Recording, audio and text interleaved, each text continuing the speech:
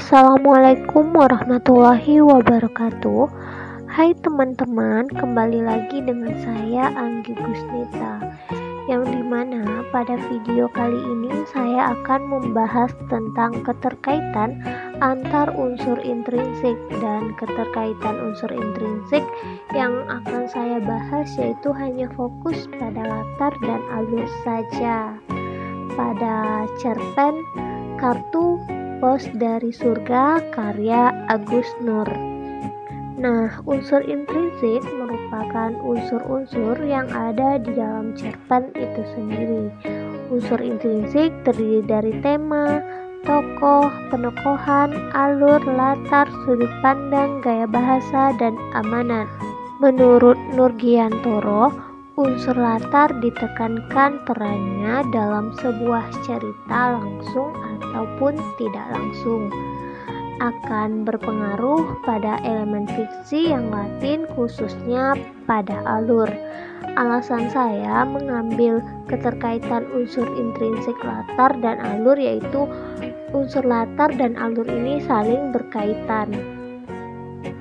Sebelum masuk kepada pembahasan, terlebih dahulu kita mengetahui sinopsis dari cerpen Kartu Pos dari Surga. Nah, cerpen ini mengisahkan tentang seorang anak kecil bernama Beningnya yang hidupnya penuh dengan penantian. Dia menanti kabar dari ibunya yang selalu memberinya kartu pos. Bening setiap hari bermuram durja karena kartu pos dari ibunya tak kunjung ada. Sampai-sampai ayahnya harus membohonginya untuk mengembalikan semangat anaknya dengan mengirimkan kartu pos untuk anaknya. Namun, Beningnya tahu bahwa kartu pos itu bukan dari ibunya karena tulisan yang tertera pada kartu tersebut itu bukan tulisan ibunya. Beningnya sampai pernah meminta untuk ke rumah Pak Pos untuk mengambil kartu pos dari ibunya itu.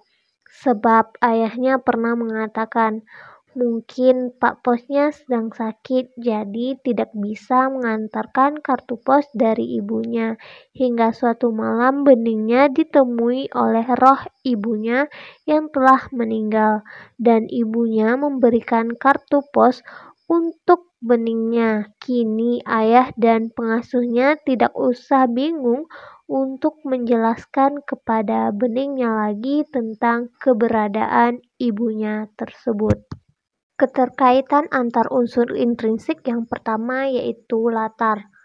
Latar cerpen ini terletak pada halaman rumah, yang dimana terdapat kutipan, Beningnya yang turun dari bis sekolah tampak tergesa-gesa menuju kotak pos di halaman rumahnya. Ia melihat kotak pos tersebut kosong melompong. Kemudian, latar tempat berpindah ke dalam rumah.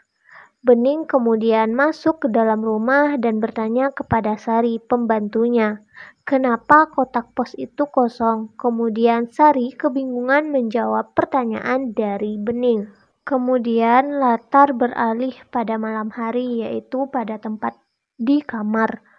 Beningnya datang ke kamar ayahnya dengan membawa kotak kayu kosong. Marwah tiba-tiba berpikir bagaimana cara ia untuk memberitahu bahwa sebenarnya ibu Bening sudah meninggal dalam perjalanan. Kemudian, latar tempat pada cerpen ini yaitu kantor pos.